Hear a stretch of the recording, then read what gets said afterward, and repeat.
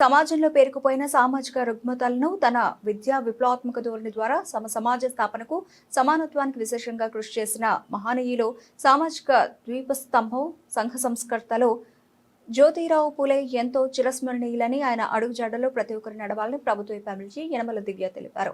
కాకినాడ జిల్లా తుని పార్క్ సెంటర్లో మహాత్మా జ్యోతిరావు పూలే జయంతి వేడుకలను బీసీ సంఘాలు, ప్రజా సంఘాలు, రాజకీయ ప్రముఖుల ఆధ్వర్యంలో ఘనంగా నిర్వహించారు. ఈ సందర్భంగా జ్యోతిరావు పూలే, సావిత్రిబాయి పూలే దంపతులకు ప్రభుత్వ యనమల దివ్య పూలమాలలు వేసి ఘనంగా నివాళులర్పించారు.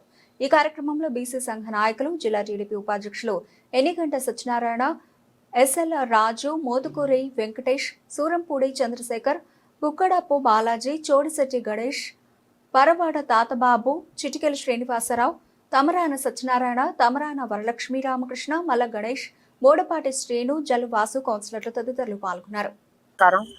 ఇవాళ మన తుని నియోజకవర్గం అంతటా కూడా ఒక మహనీయుడు, ఒక విద్యావేత్త, అలాగే ఒక శ్రమజీవుల మిత్రుడు జ్యోతిరావు గారి పూలే గారి జయంతి నాడు వారికి నివాళులు అర్పించడం జరిగింది. వారు అనగాని వర్గాలకు, మరీ ముఖ్యంగా వెనుకబడిన వర్గాలకు ఏవైతే ఉన్నాయో వాళ్ళ హక్కుల కోసం జీవితాన్ని అంకితం చేసిన వారు.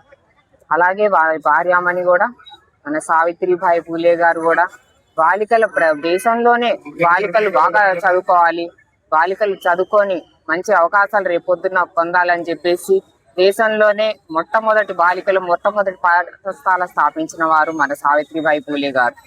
వారు మహిళలు అన్ని రంగాల్లో కూడా ముందు ఉండాలని చెప్పేసి వారి జీవితాన్ని, ఆ దంపతులు కూడా వారి జీవితాన్ని అంతా సమాజం కోసం త్యాగం చేసిన వాళ్ళు. అటువంటి దంపతులకి వాళ్ళని నివాళులు అర్పించడం జరిగింది. మన తుని నియోజకవర్గం తరఫున ఇంత ఘన నివాళి వారికి ఎప్పుడు కూడా వారి జీవితాన్ని ఒక స్ఫూర్తిగా మేము అందరం కూడా తీసుకొని ముందుకెళ్తున్నాం. జై హింద్, జై తుని.